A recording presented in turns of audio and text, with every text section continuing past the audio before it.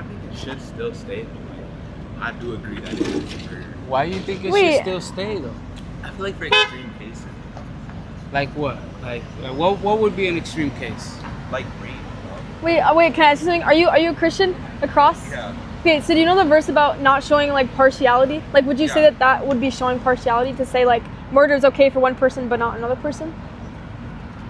In that sense, I feel like at the end of the day, abolishing abortion, we're showing partiality because at the end of the day, our society is showing partiality in terms of what is deemed correct and what is deemed incorrect. But would you say like as Christians we have the standard, right, which is God's word, right? He says like you should not murder, right?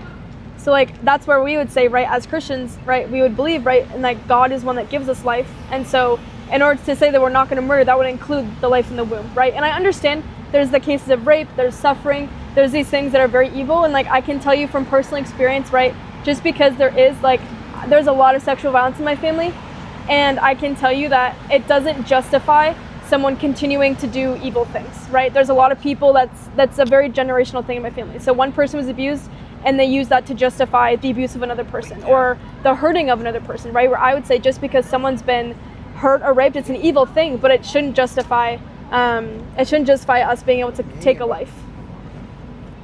Hi. Are you guys from campus? No, we're just from a church. We're just out here trying to have conversations. So maybe we can help you see this in a different way. What's your name? I'm Mackenzie. Nice to meet you. Sorry. Great to meet you.